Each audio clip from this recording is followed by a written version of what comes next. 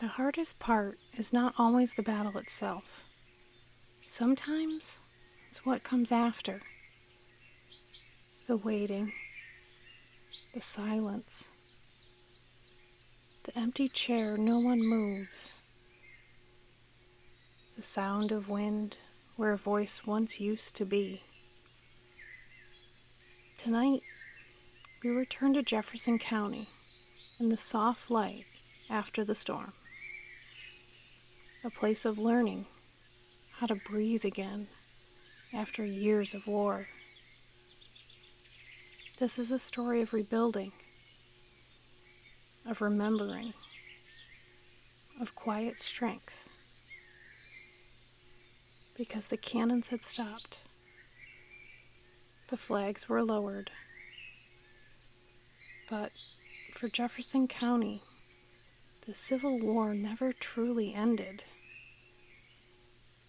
because the effects rippled across every town and every farm. From the widows in Watertown to the fatherless children in Henderson, to the soldiers who returned to empty fields and unfamiliar silence. This episode is about what came after the battlefield. So, let's settle in. Let the past unfold slowly and drift with me as we walk once more through time. When the war ended in 1865, Jefferson County soldiers returned home in waves. Not all at once, and not all whole. Some walked off trains with missing limbs. Others carried only a sack and a silence they never spoke of. Their farms had been kept alive by wives and mothers. Fields were overgrown. Equipment was rusted. In some cases, the home they left no longer stood. A letter from Henry N. Foster, veteran of the 35th New York Infantry, May 1865.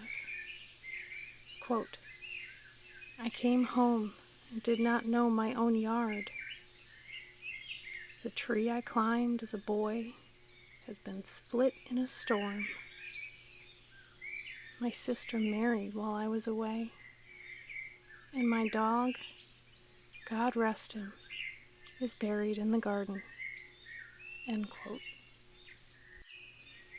Some of the men moved west, unable to settle where the past haunted them.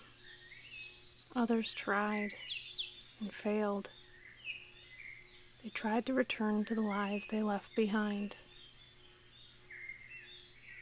Now, while the men had gone to war, the women of Jefferson County had stepped forward.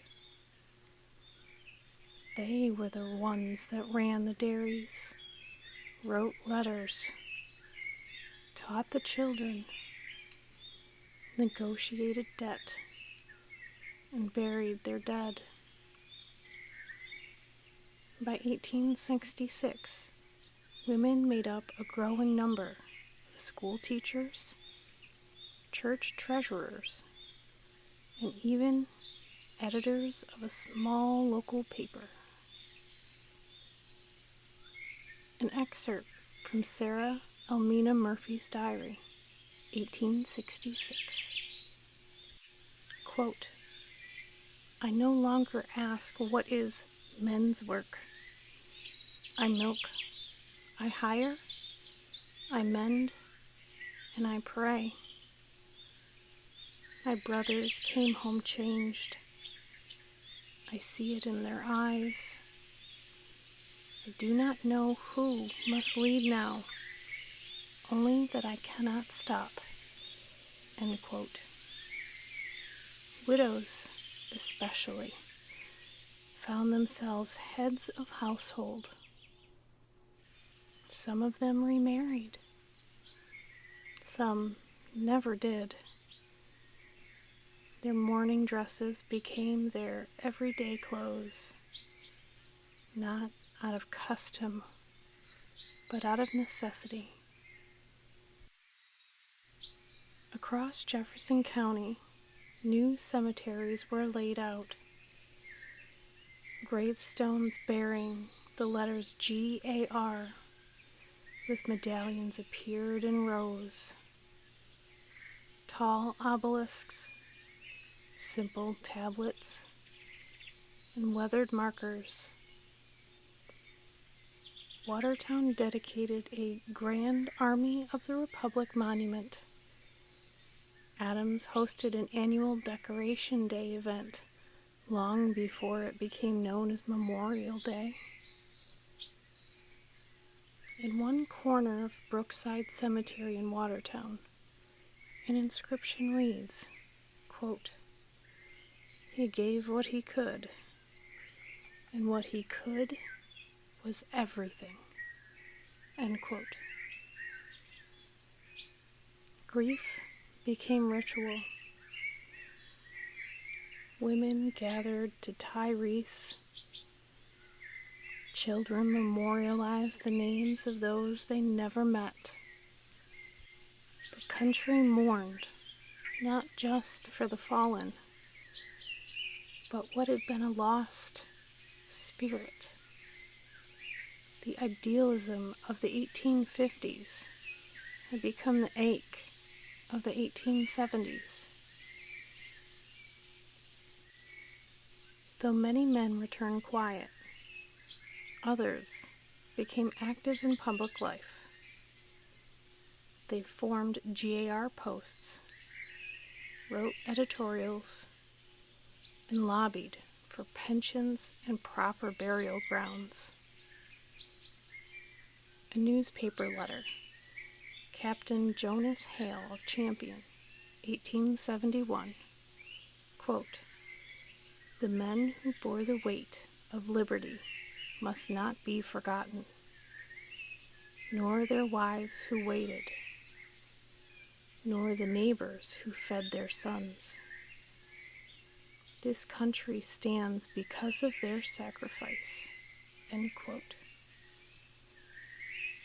Reunions became annual traditions. Regimental photos were passed down through families. Some veterans became mayors, judges, businessmen, but many slipped into obscurity. One such man was Orson Adams. He was a shoemaker from Luray. He returned from Andersonville prison camp, half his former weight. He reopened his shop in silence and made boots until the day he died. His name appears in no newspaper, only in the 1880 census, listed simply as Orson, shoemaker, Union veteran. After the war, Jefferson County invested heavily in education. New schoolhouses were built in towns like Philadelphia, Theresa, Lyme. Teachers, many of them women, taught not just reading and arithmetic, but the moral lessons of the war. Curriculum Guide, Rutland Common School, 1873. Quote, "Let the children know the price of peace. Let them speak the names of the brave aloud, that those names do not fade." End quote. Young men grew up hearing tales of Gettysburg and Antietam before they ever read Shakespeare. Civil pride and Union loyalty were instilled from a young age, and that pride would shape how Jefferson County evolved into the 20th century. Not all who returned were welcomed easily. Some soldiers had changed beyond recognition, physically, emotionally, or even politically. One veteran from Henderson was noted as being strange in manner. He was briefly jailed for vagrancy until a cousin claimed him and brought him home. Another, named Levi Morton, was said to walk the roads muttering battle hymns until the day he died. His grave, marked only L.M., lies in a now overgrown plot near a former church lot. There was also black veterans who returned or settled in the North after the war, some of whom faced continued prejudice despite having worn the Union blue. Records from 1870 show William Price, formerly a U.S. colored troop, worked as a farmhand outside of Clayton. His employer praised him. His neighbors petitioned to have him removed. The war may have been over, but the fight for dignity was not. Though the term Reconstruction is usually associated with the South, the North, including Jefferson County, experienced its own version. Economically, families struggled to adjust to a changing labor force and evolving industries. A small factory began to compete with older trades. Towns like Carthage saw a rise in paper production and industrial mills. Railroad routes shifted the focus of some communities entirely. Politically, there were heated debates over immigration, tariffs, and veteran benefits. In 1876, a bitterly contested election in Watertown hinged on a promise. Headlines shouted, "Prioritize the sons of the North." The veterans were aging, their voices still loud, but their stories were slowly blending into history. By the 1880s and 90s, the Civil War was already being taught in past tense.